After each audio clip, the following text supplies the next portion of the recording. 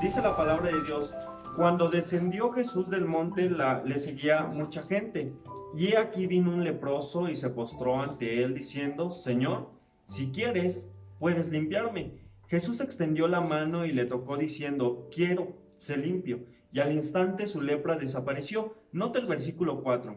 Entonces Jesús le dijo: mira, no lo digas a nadie, sino ve, muéstrate al sacerdote y presenta la ofrenda que ordenó Moisés para testimonio a ellos. Vuelvo a leer versículo 4, donde dice: entonces Jesús le dijo: mira, no lo digas a nadie. El día de hoy, hermanos, yo quiero hablarles de un tema muy importante que nosotros tenemos que poner en práctica. Muchas veces no lo hacemos, pero quiero hablarles el día de hoy de la humildad de Jesús. Jesús era muy humilde y Él nos dice en unos textos más adelante: aprended de mí que soy manso y humilde de corazón. Y hoy vamos a ver la humildad de Jesús. Les invito a que me acompañen a hacer una oración para que Dios bendiga el estudio del día de hoy, la enseñanza de la palabra de Dios. Y vamos a orar.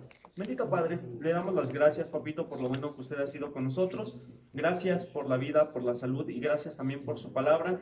Muchos hombres, Señor, dieron sus vidas para que pudiéramos tener en nuestras manos una Biblia, Señor, y agradecemos eso. Gracias también, Señor, por haber inspirado a hombres consagrados, Señor. Y, Señor, gracias también porque su palabra es viva y eficaz, que nos ayuda, Señor, en nuestra vida diaria. Rogamos el día de hoy que su Santo Espíritu nos hable y que, por favor, Señor, su Santo Espíritu sea el que nos guíe a tomar buenas decisiones. Ayúdenos a aprender el día de hoy de la humildad de Jesús. Que este mensaje, Señor, sea recordado no por el predicador, sino por el mensaje, Señor, porque este mensaje puede cambiar vidas. En el nombre de Cristo, Señor, se lo pido, le doy las gracias. Amén. Ok, hermanos, pueden tomar sus lugares. Muchas gracias. Existe algo, hermanos, que nosotros conocemos y que se conoce en el mundo como espectro visible o espectro de luz. No sé cuántos de ustedes han escuchado hablar acerca de esto, pero esto es la radiación electromagnética, hermanos, que puede ser percibida por el ojo humano. Dicho de otra forma, son los colores naturales que nosotros podemos percibir. Es decir, nosotros podemos ver los colores, los podemos distinguir porque hay un espectro visible. Y muchas veces podemos ver que esos colores son los que están en el arco iris, ¿verdad? ¿Cuántos han visto el arco iris? Y mayormente todos los colores que están en el arco iris nosotros también los podemos ver. ¿Por qué? Porque están dentro de un espectro. Son los colores naturales que el ser humano puede percibir con el ojo. Van desde el color rojo hasta el color violeta, ¿verdad? Los colores del arco iris. Son colores que están dentro de un espectro que si nosotros miramos no nos hacen daño. Pero también hay otros, hermanos, colores que son los llamados colores infrarrojos y también colores ultravioleta. Y estos colores, hermanos, a diferencia de los que nosotros podemos ver, son colores que salen del espectro natural. Es decir, muchas veces nosotros no podemos percibir estos colores, no podemos ver estas cosas. ¿Por qué? Porque a veces nos pueden dañar incluso nuestra vista, ¿verdad? Cuando uno ve colores, por ejemplo, no sé cuántos han visto que están soldando y son colores que no, es muy bonito, pero si uno se les queda viendo, se flamean los ojos, ¿verdad? Hay colores que tampoco podemos ver y por eso se necesita la luz infrarroja, que de repente, pues en la noche no vemos absolutamente nada y se necesita un aparato especial para ver esto. Ahora, ¿por qué yo les comento esto, hermanos? Porque si comparamos a Jesús con este espectro de luz, nos vamos a dar cuenta que hay partes de Jesús que nosotros podemos ver, que el ojo humano puede ver. Pero también, hermanos, nos damos cuenta de que así como en el espectro de luz hay colores que son peligrosos, y quiero tener cuidado con esto para que usted no piense que estoy blasfemando, ¿verdad? Pero a veces Jesús de cierta forma puede llegar a ser peligroso para nosotros. Y ustedes dicen, ¿y cómo Jesús puede llegar a ser peligroso para nosotros? Miren, hermanos, si nosotros viéramos la grandeza de Dios, como cantábamos ese ratito, si viéramos su majestad, si viéramos su justicia, si Jesús se presentara delante de nosotros con toda la santidad que Él tiene, ¿qué cree que pasaría con nosotros? Moriríamos porque no podríamos sostenernos ante tanta pureza delante de Dios. Por eso es que llegaría a ser un poco peligroso para nosotros. Isaías dice la palabra de Dios en el capítulo 6, cuando él ve la visión, dice que él ve al Señor, ¿verdad? Y ve incluso serafines que andan ahí volando, y dice que él dice, ay de mí que soy muerto. Pero ¿por qué él pensó eso? Bueno, él pensó eso porque dice la palabra de Dios que él estaba viendo literalmente a Jesús, y él dijo, me voy a morir porque él estaba delante del santo más santo. ¿Sí me están comprendiendo? Y por eso Jesús podría llegar a ser peligroso para nosotros. Si viéramos su grandeza, si viéramos su justicia, su santidad, su majestad, probablemente nosotros moriríamos. Y Dios no nos permite ver ese destello de cuánto Él es, por protección a nosotros. Por eso es que la palabra de Dios dice que Él tuvo que encarnarse en un hombre semejante a nosotros, porque si Él viniera como Él es, hermanos, moriríamos. Vea lo que dice, por favor, el libro de Salmos, en el capítulo 103. La palabra de Dios nos dice cuánto el Señor nos ama. Él es tan sabio, queridos hermanos, que Él nos protege incluso de sí mismo.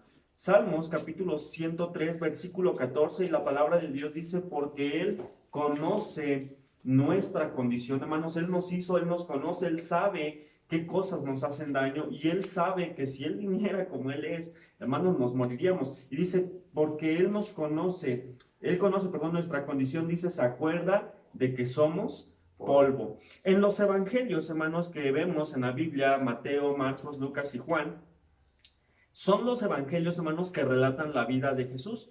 Y podemos ver un poco de los rayos de la gloria de Jesús, hermanos. Hay historias en estos relatos, hermanos, muy extraordinarios, de un Jesús, hermanos, que sale del espectro, de eso que nosotros podemos discernir, de aquello que podemos entender, hermanos. Es decir, Jesús muchas veces mostró, hermanos, algunas cositas que uno dice, bueno, pues sí era Dios, porque salía de lo natural, salía de las cosas que nosotros entendemos. Es decir, yo nunca he visto, al menos hasta ahorita, bueno, los doctores únicamente, pero tienen sus aparatos, tienen equipo. Yo he visto que resucitan muertos, pero yo cuando veo a Jesús que Él resucita muertos sin aparatos, sin nada, digo, Él es Jesús, Él es Dios, porque salía del espectro, algo que yo no podía entender. Y vean lo que dice, por favor, el libro de Hechos, capítulo 9, Hechos, capítulo 9.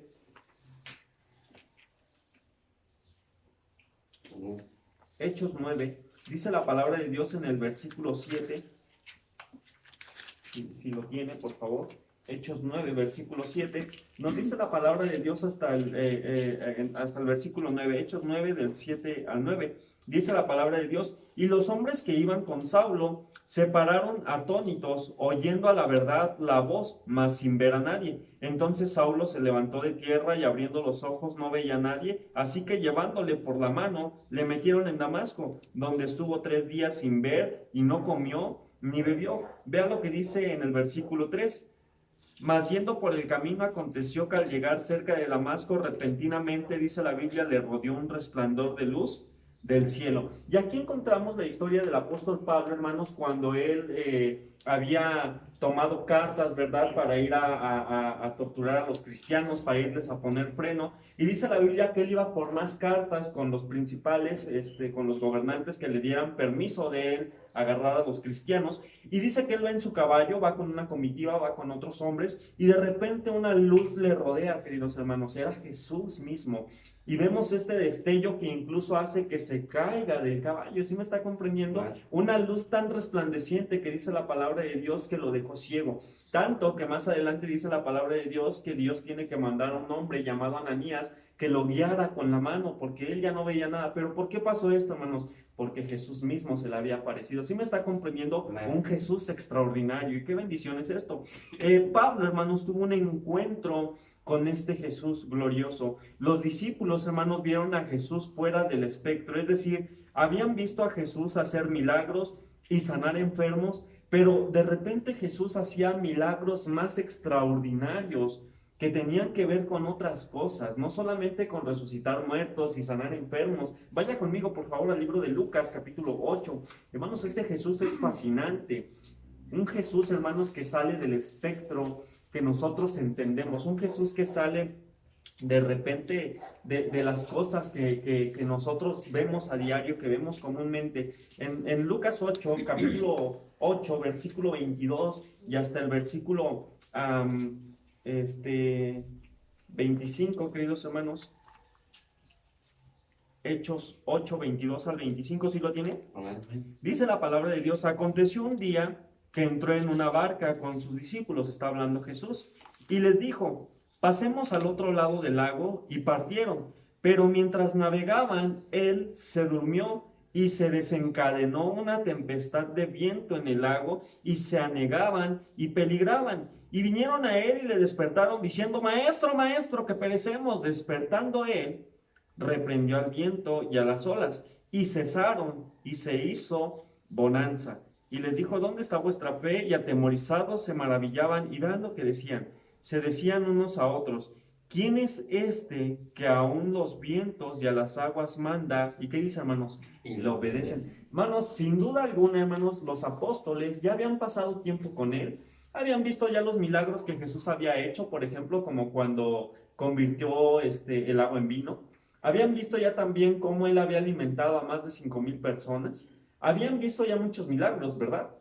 Pero aunque ya habían visto milagros, ya habían visto posiblemente cómo resucitó a Lázaro, ya habían visto cómo había sanado a la mujer con flujo de sangre, ya habían visto muchos milagros. De cierta forma conocían a Jesús. Pero cuando llegamos a esta parte de la Biblia, cuando se desata la tempestad y ellos sienten que se mueren y despiertan a Jesús, y Jesús calma, hermanos, el viento y calma el mar. Ahora, calmar el viento y calmar el mar, hermanos, es algo tremendo. Yo no conozco a nadie que haga eso, más que Jesús.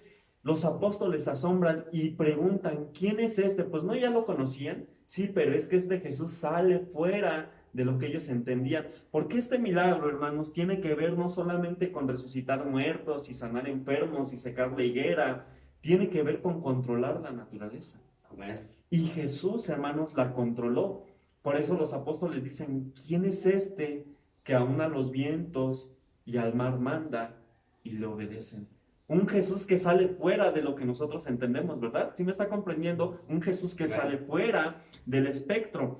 Pero no solamente esto, hermano, sino que vaya ahí conmigo a Mateo capítulo 9, a Marcos capítulo 9, desde el versículo 2, Marcos capítulo 9, versículo 2 y hasta el versículo 6. Cuando lo tenga, por favor, háganmelo saber igual con un amén. Amén. Dice la palabra de Dios, versículo 2 hasta el versículo 6. 6 días después, Jesús tomó a Pedro y a Jacobo y a Juan.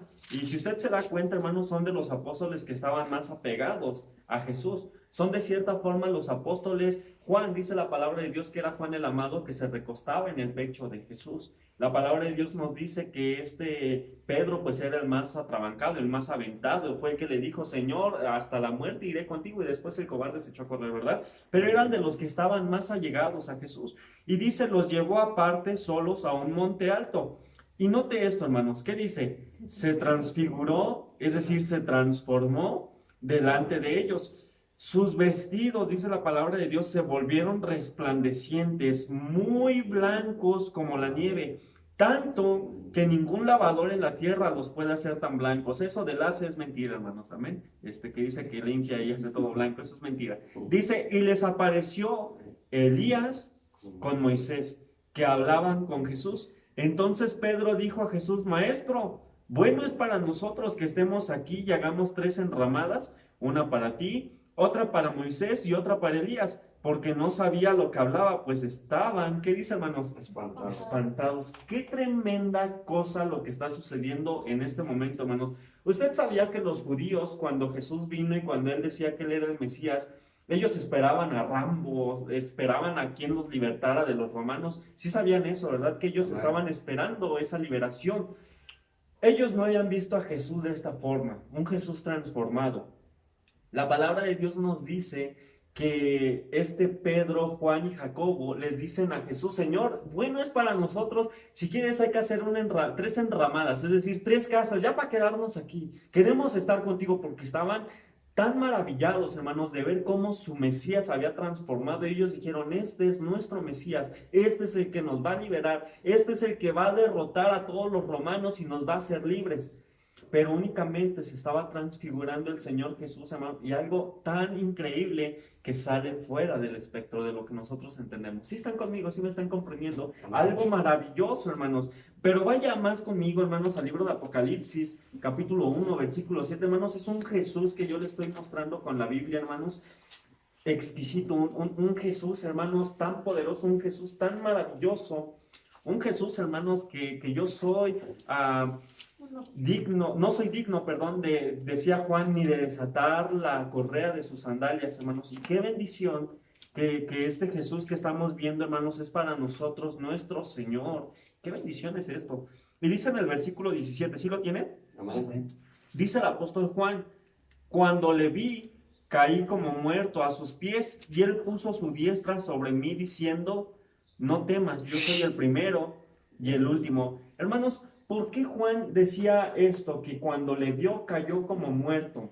Hermanos, la gloria y el poder de Dios tiene el efecto de que cualquier persona se sienta así, que caiga como muerto. Porque volvemos al punto, hermanos, si Jesús mismo se manifestara a nosotros con todo lo que Él es, tal cual como Él es, hermanos, tendría este mismo efecto con nosotros. La palabra de Dios nos dice que cuando el Señor Jesucristo fue apresado, que Judas ya lo había vendido y que le habían dicho, ¿y cómo vamos a saber quién es Jesús? Y Él les había dicho a los que lo había vendido, al que yo le dé el beso en la mejilla, ese es. Cuando Judas viene y le da el beso en la mejilla a Jesús y Jesús le dice, con un beso me entregas, dice la palabra de Dios que los romanos se acercan y le dicen, ¿quién es Jesús de Nazaret? Jesús contesta, yo soy. Ese nombre yo soy, esas palabras yo soy son las que Jehová había dadole a Moisés cuando le dijo, Moisés, quiero que liberes a mi pueblo de Egipto. Y Moisés le dijo, bueno, está bien, yo voy y les digo, no, pues que Jehová dice que lo saque de Egipto. Si ellos me preguntan, ¿y quién es él? ¿Qué les voy a decir? Y Jehová les dice, yo soy, diles que yo soy, te envía. Y ese nombre, hermanos, en el Nuevo Testamento Jesús lo utilizó muchas veces. Yo soy la puerta de las ovejas, yo soy el pan de vida, yo soy el camino, la verdad y la vida. Y él usó siempre esto. Cuando le preguntan a Jesús, ¿quién es Jesús de Nazaret? ¿Qué cree que él dijo? Yo soy. Cuando él dice esto, hermanos, todos los soldados se caen. Usted lo puede checar en la Biblia, usted puede ver esto. Ellos caen cuando Jesús dice, yo soy. Algunos dicen, ¿verdad? No, pues es que se resbalaron todos. No, hermanos, estaban delante del Señor. ¿Sí me está comprendiendo? Y Juan cuando ve, cae como muerto. Y yo le aseguro, si algún día nosotros tuviéramos la oportunidad de ver a Jesús tal cual es, igual caeríamos como muertos. Pero vaya más conmigo al capítulo 21 del Apocalipsis. No, yo no sé si usted se emociona de este Jesús, hermanos. Amén. Qué bendición este Jesús que estamos viendo. Pero vea lo que dice el versículo 23 del capítulo 21. Apocalipsis 21, versículo 23. Amén. Dice la palabra de Dios, la ciudad no tiene necesidad de sol ni de luna que brillen en ella, porque la gloria de Dios, ¿qué dice, hermanos? La ilumina y el Cordero es su lumbrera. Hermanos, qué increíble que en la ciudad santa, en el cielo, algún día no vamos a tener necesidad. Por eso aprecie el sol ahorita que lo tenemos, porque algún día no lo vamos a tener. Aprecie la luna cuando brille en todo su esplendor, porque algún día no va a haber necesidad ni de sol ni de luna, porque el que va a alumbrar, hermanos, es Dios. Y el Amén. Cordero va a ser la lumbrera que va a iluminar toda la ciudad, su gloria. ¿Me está comprendiendo, hermanos? ¡Qué Amén. Jesús tan hermoso! Este Jesús, hermanos, del que estamos hablando, es un Jesús que sale fuera del espectro. ¿Sí me está comprendiendo? Es algo que nosotros, hermanos, de cierta forma no entendemos. Es algo que nosotros decimos, ¡guau! ¡Caramba! Es tremendo. Controla el agua, controla el viento, se transforma, sana, hace tantos milagros. ¡Qué bendición este Jesús! Amén. Y esto es algo que no entendemos. Amén. Pero cada vez que Él hacía estas cosas, hermanos, Él decía algo muy interesante a las personas y decía, como leíamos en el principio, le dijo al leproso, no se lo digas a nadie. ¿Se acuerda cómo se llama el tema? La humildad de Jesús, ¿verdad? Ahora, hay un Jesús, hermanos, que está dentro del espectro. Es decir, este Jesús que acabamos de ver es uno que sale, es uno que no entendemos, es uno que nos fascina. Pero Jesús, hermanos, hay una parte de Jesús que Él sí quiere que veamos. Hay una parte que Él nos quiso revelar, y no solamente nos quiso revelar, sino que fue un Jesús que aparte Él nos dijo que imitáramos. En las páginas de los evangelios, hermanos, vemos a Jesús que está dentro del espectro, alejándose, escúcheme bien, del poder y de la fama. Mire, hermanos, Jesús hizo milagros y en la Biblia hay por lo menos 30 milagros registrados y existen muchos más, hermanos, que no fueron registrados. Y muchos de los milagros que Jesús hizo, hermanos, los hizo en presencia de solamente unas cuantas personas. Es decir, Él no las hacía y no andaba presumiendo, miren lo que estoy haciendo! No, no, no, no, no. Sino que Jesús, cuando hacía milagros, hermanos, lo hacía en presencia de pocas personas. Normalmente siempre los hacía frente a los que estaban enfermos y uno que otro de sus discípulos, hermanos. Y Él siempre decía, no se lo digas a nadie. Jesús no estaba en todo momento haciendo demostraciones de su poder. No estaba en todo momento diciendo, miren, yo quiero que vengan porque voy a hacer este milagro. No, sino que Él siempre se apartaba de la fama, se apartaba de la gente, precisamente para no mostrarle a la gente su poder. No es que Él fuera egoísta, hermano, sino que Él nos está enseñando a ser humildes. ¿Me está comprendiendo? Vea lo que dice, por favor, en Mateo, capítulo 16. Mateo capítulo 16, dijimos, Él no estaba en todo momento haciendo demostraciones de su poder. Y hermanos, que si tenía poder, uy hermano, Él tiene el poder de tantas cosas, Él tendría el poder de destruirnos si Él quisiera.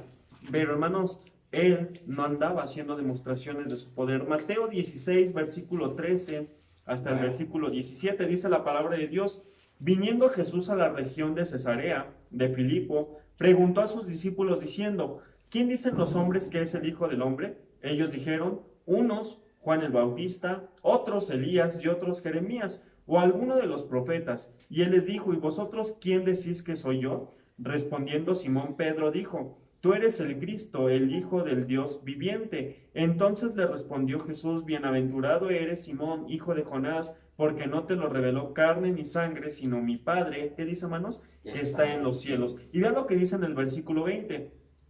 Ahora, Pedro sabía quién era Jesús, ¿verdad que sí sabía quién era Jesús? Pero note lo que Jesús le dice a Pedro. Entonces mandó a sus discípulos, ¿qué les mandó?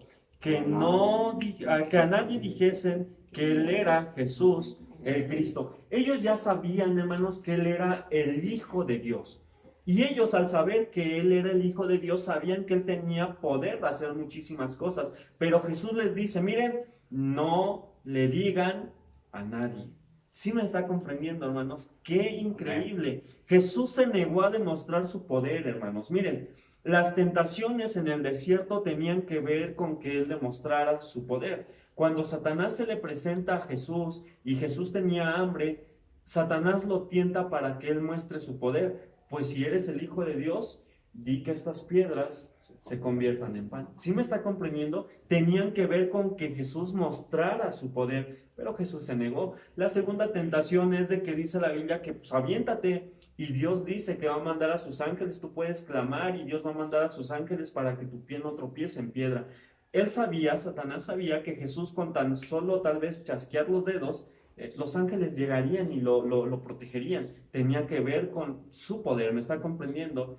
Cuando Jesús, hermano, es tentado por tercera vez por Satanás y Satanás le dice, mira, todos estos reinos te daré, mostrándole poder, Jesús posiblemente en su omnisciencia, porque recordemos que Él es Dios, en su presciencia, en su conocimiento anticipado de todas las cosas, Él sabía, tú tienes todo este mundo, es cierto, pero Él es el Rey del universo, queridos hermanos. ¿Sí me está comprendiendo? Y por eso, hermanos, tenía que ver con que Jesús mostrara su poder, pero Él no lo quiso hacer. Y una de las razones por las cuales Jesús, hermanos, no demostraba su poder, era porque la gente no le daba crédito de que fuera el poder de Dios. Veían los milagros en aquel entonces como si fuera magia.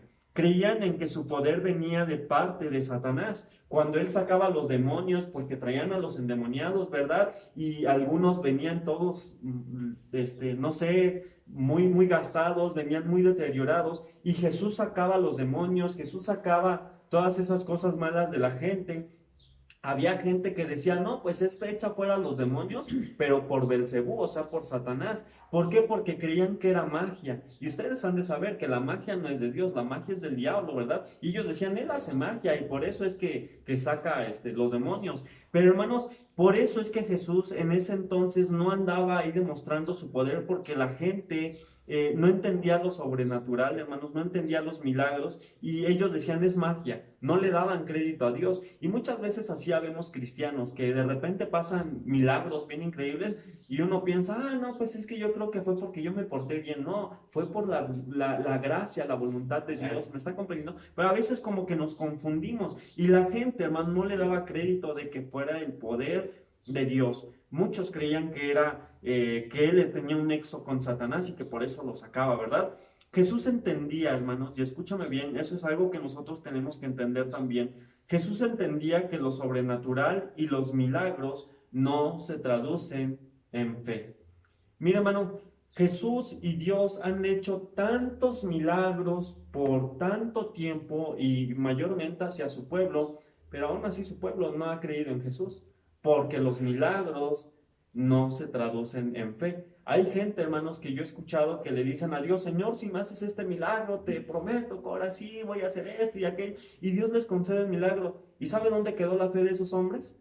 Se les olvidó, porque ya están bien. ¿Sí me está comprendiendo? Los milagros no se traducen en fe. Estas cosas, hermanos, no siempre nos llevan a creer. En la historia de Lázaro y el rico, hermanos, el rico pide un milagro para que sus familiares creyeran, pero Dios le dice a través de los labios de Abraham, si no oyen a Moisés y a los profetas, tampoco se van a persuadir si alguno de los muertos se levantare. ¿Por qué? Porque cuando usted ve esto en el capítulo 19 de Lucas, la palabra de Dios nos cuenta acerca del hombre rico, ¿verdad? Que había muerto, y también Lázaro, y que uno estaba en el paraíso y el otro estaba en el infierno, y el rico que estaba en el infierno le dice a Abraham, que es una ilustración, ¿verdad? Le dice, Padre Abraham, pues envía a Lázaro que le predica a mis hermanos. Es decir, mira, si mandas a un muerto, ellos iban a creer. Y no es cierto, hermano. Si viene un muerto, le van a poner arroz con leche, le van a poner sus velitas, porque así es la gente. ¿Sí me está comprendiendo? Los milagros no se traducen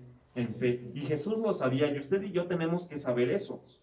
La gente de ese entonces le pedían señales a Jesús para poder creer. Si tú eres el Hijo de Dios, danos una señal, es decir, haz un milagro. Vea lo que dice Mateo capítulo 16, ahí donde estamos, pero del versículo 1 al versículo 4. Dice la palabra de Dios, vinieron los fariseos y los saduceos para tentarle y le pidieron que les mostrase señal del cielo. Mas él respondiendo les dijo, cuando anochece decís buen tiempo porque el cielo tiene arreboles y por la mañana hoy habrá tempestad porque tiene arreboles el cielo nublado. Hipócritas, ¿qué sabéis distinguir el aspecto del cielo, mas las señales de los tiempos no podéis? La generación mala y adúltera demanda señal, pero señal no les será dada, sino la señal del profeta Jonás, y dejándoles se fue. Y aquí Jesús les está diciendo, la señal que yo les voy a dar de que yo soy el Hijo de Dios, es que así como Jonás estuvo 3 días en el pez, yo voy a estar 3 días en el corazón de la tierra, y al tercer día sabemos lo que pasó, ¿verdad? Resucitó. Pero la gente, hermanos, quería una señal. ¿Por qué Jesús no les mostró señales y milagros? Volvemos a lo mismo, porque las señales o milagros no producen fe. Porque fíjese bien hasta qué punto nosotros llegamos, hermanos. Cuando Dios hace milagros, cuando Dios hace señales, hermanos, buscamos a los milagros, buscamos las señales, mas no buscamos al Dios de los milagros ni al Dios de las señales. ¿Me está comprendiendo? Buscamos nada más por interés lo que nos conviene. Es como, por ejemplo, cuando un hombre, ¿verdad?, ama a una mujer y le dice que la ama y todo, pero realmente nada más desea otra cosa, el hombre va a hacer todo con tal de conseguir lo que él quiere, pero una vez que lo consigue la va a abandonar. ¿Sí me está comprendiendo? Y a veces así es el hombre. El hombre muchas veces nada más busca las bendiciones de Dios, pero no busca al Dios de las bendiciones. ¿Sí me está comprendiendo? Busca los milagros de Dios, pero no busca al Dios de los milagros. A veces así es, y a veces así somos, la mayoría, ¿verdad?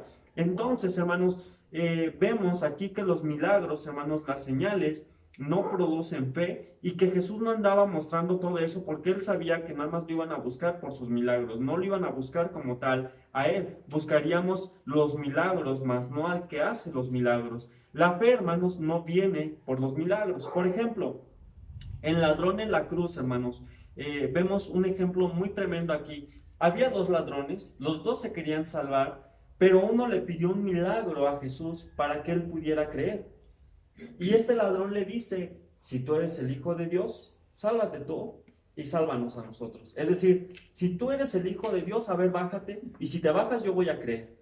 Hermano, Jesús sabía de antemano, aunque yo me baje, no vas a creer. ¿Sí me está comprendiendo? Algunos tenemos el dicho aquí en México, ¿verdad? Ves el temblor y no te hincas. Hermanos, hay gente que ni aún con estas cosas se va a arrepentir. ¿Por qué? Porque no es los milagros los que producen fe, sino que es, hermanos, otra cosa. Pero aquí el ladrón en la cruz, hermanos, quería un milagro para poder creer. Los milagros o señales no son lo que deben mantener nuestra fe viva.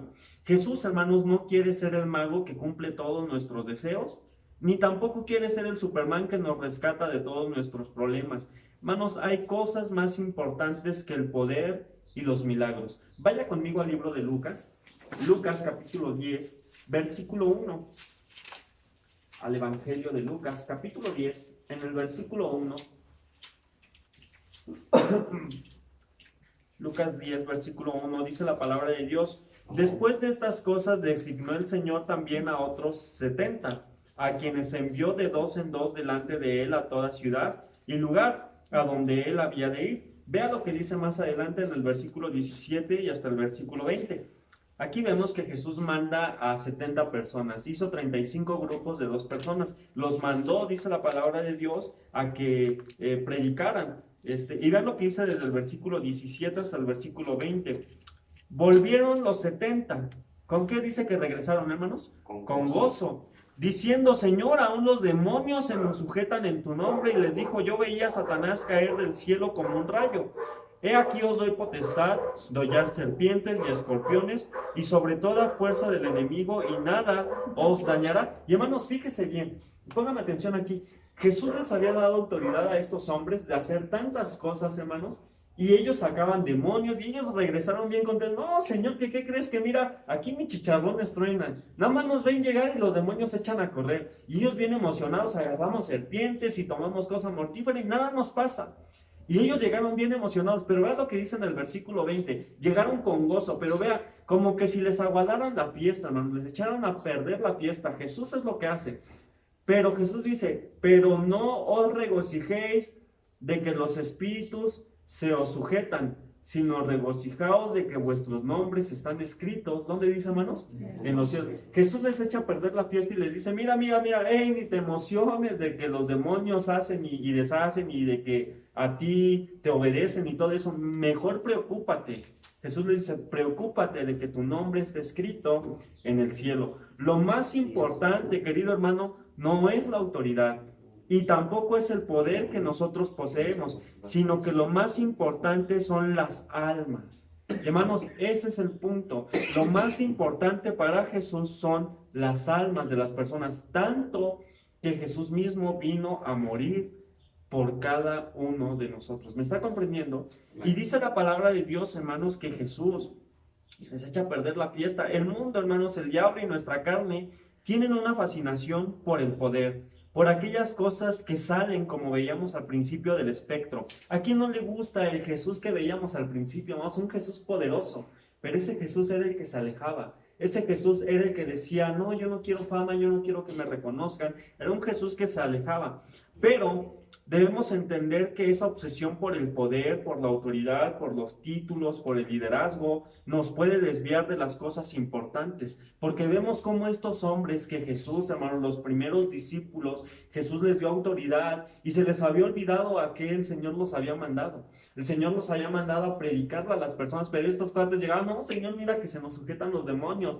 Pero Jesús no los mandó a sacar demonios, Jesús les mandó a predicar. ¿Sí me está comprendiendo? Y a veces así nos sentimos cuando ostentamos, cuando tenemos algún liderazgo, cuando nos olvidamos de lo que Jesús nos mandó hacer. ¿Sí me está comprendiendo? Por eso es que Jesús se alejaba.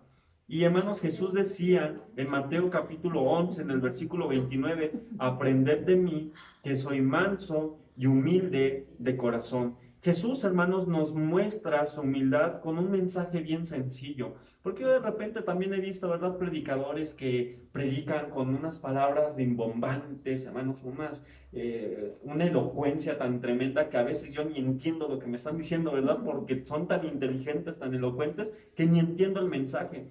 Pero cuando yo veo a Jesús, un Jesús, hermanos, que podría hablarnos de tantas cosas, hermano, Él es Dios, Él conoce tantas cosas, física cuántica, Él conoce todo, Él sabe de todo. Pero su mensaje era tan sencillo, hermanos, que dice la palabra de Dios, hermanos, cómo Él nos hablaba. Él nos hablaba, hermano, con un mensaje tan sencillo, pero bien contundente. Él nos hablaba de una manera profunda. Él hablaba del pastor y sus ovejas. ¿Sí me está comprendiendo? Un mensaje tan sencillo, pero tan llegador, hermanos. Él nos habla del sembrador que salía a sembrar. Él nos habla de las parábolas como la del pescador y sus redes. Él nos habla de los lirios del campo, nos habla de los pajarillos, hermanos, un mensaje tan sencillo. Y hermano, ¿quiénes somos nosotros a veces como para creernos más y como para decir tanta tontería que a veces decimos? ¿Sí me está comprendiendo? Y Jesús, hermanos, era humilde, porque hasta en su hablar se distinguía su humildad. Debemos aprender de Jesús que fue como raíz, hermanos, de tierra seca.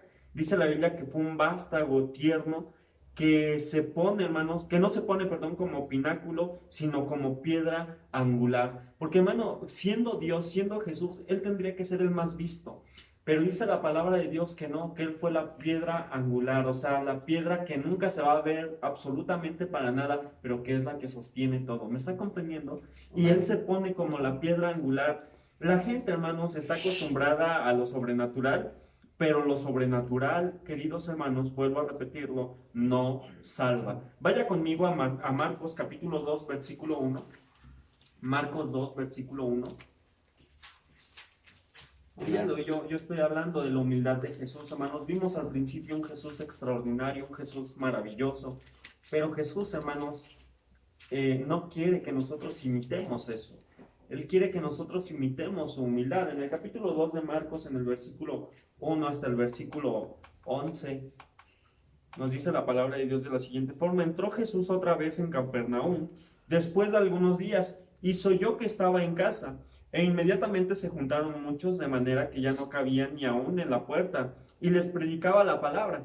Entonces vinieron a él unos trayendo un paralítico que era cargado por 4, y como no podían acercarse a él a causa de la multitud, descubrieron el techo de donde estaba, y haciendo una abertura, bajaron el techo en que yacía el paralítico.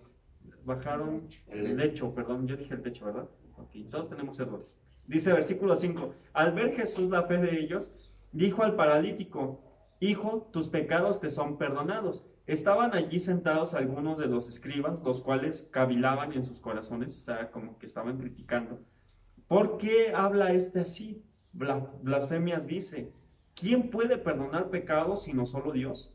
Conociendo luego Jesús en su espíritu que cavilaban de esta manera dentro de sí, les dijo: ¿por qué caviláis así en vuestros corazones? ¿Qué es más fácil, decir al paralítico: tus pecados te son perdonados, o decirle: levántate, toma tu lecho y anda? Dice versículo 10, pues para que sepáis que el Hijo del Hombre tiene potestad, es decir, tiene poder en la tierra para perdonar pecados, dijo al paralítico: a ti te digo, levántate, toma tu lecho y vete a tu casa. Y es que, hermanos, la gente buscaba los milagros olvidándose de lo más importante, la salvación de las personas. Y estos hombres que estamos leyendo el día de hoy aquí en este texto, ellos estaban esperando ver el milagro de Jesús, mas no estaban esperando que Él perdonara pecados. ¿Sí me está comprendiendo? Y muchas veces así somos nosotros.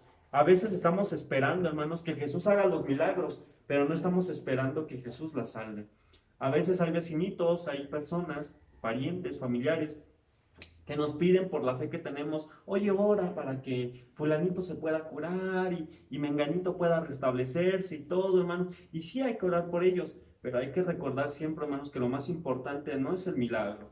El milagro más grande, si usted lo quiere ver de esta forma, es que ellos sean salvos. ¿Sí me está comprendiendo? Eso es lo más grande. Lo más importante para Jesús, hermanos, es el perdón de nuestros pecados. Y fíjese cómo dice el Señor Jesús: porque ellos estaban esperando un milagro, los hombres que estaban cavilando. Y les dice: bueno, pues para que sepan que el Hijo del Hombre tiene poder en la tierra. Yo creo que ellos estaban: ya lo va a parar. Ya, dice, levántate, toma tu lecho, pero tus pecados te son perdonados. Y es como que se queda, pues, ¿qué onda? Pues no que lo iba a levantar. Sí lo levantó y todo, pero lo más importante era que fuera salvo. ¿Me está comprendiendo? Y así debe de ser siempre para nosotros. Debemos analizar, hermanos, si lo que a nosotros nos importa es lo mismo que a Jesús le importaba, o si nos importa más el reconocimiento, si nos importa más la fama, el aplauso, la autoridad, el liderazgo. Hermanos, Jesús nos da una gran lección a todos nosotros como creyentes para poder servirle, y es despojarnos de nosotros mismos. Vean, hermanos, por favor, ya los últimos textos. Ahí en el capítulo 2 de Filipenses capítulo 2, y ya estamos acabando aquí. Filipenses 2, versículo 5 al versículo 8. Dice la palabra de Dios, versículo 5 al 8, dice: haya pues en vosotros este sentir que hubo también en Cristo Jesús, el cual, siendo en forma de Dios, dice la palabra de Dios, no estimó el ser igual a Dios como cosa que aferrarse, sino que se despojó a sí mismo, tomando forma de siervo, hecho semejante a los hombres, y estando en la condición de hombre, se humilló a sí mismo, haciéndose obediente hasta la muerte y muerte de cruz. Hermanos, 2:5 al 8 es el texto. Hermanos, fíjese bien que dice la palabra de Dios que se despojó a sí mismo. Hermanos, ¿puede usted imaginarse a ese Dios tan majestuoso, a ese Dios tan glorioso, que es el rey de todo el universo, hermanos? ¿Puede usted imaginarse él dejar su trono celestial, dejar todas esas cosas y luego venir, hermanos? Y mire, yo francamente pienso que es una humillación que nuestro Dios haya encarnado en un cuerpo como el de nosotros. Yo al menos pienso que es una humillación. Y dice la Biblia que Él se humilló. Si ya encarnarse era humillación, dice la Biblia que todavía se humilló más, hecho como un siervo. O sea, alguien que no tenía, y todavía se humilló más al ir hasta la cruz. Hermanos, Él no tenía ninguna necesidad de cargar con nuestros pecados, pero Él se despojó a sí mismo. Hermanos, Jesús, escúchame bien, siendo el Rey de Reyes y siendo el Señor de Señores, se despojó de toda su gloria y de toda su majestad para salvarnos. Y nosotros, hermanos, asimismo debemos despojarnos de todo lo que creemos tener o de lo que creemos nos creemos ser, para servir en su obra. Solo así, hermanos, escúchame bien, podremos entender que aunque el Hijo del Hombre no tenga dónde recostar su cabeza, porque así dice la palabra de Dios, que Él no tenía ni dónde recostar su cabeza, nosotros vamos a estar dispuestos a seguirle, no por lo que Él nos pueda dar, sino por lo que Él ya nos dio, hermanos. Amén. Su propia vida.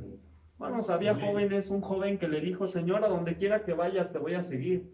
Y Él le dijo: mira, las zorras tienen cuevas, las aves tienen nidos, pero el Hijo del Hombre no tiene ni dónde recostar su cabeza.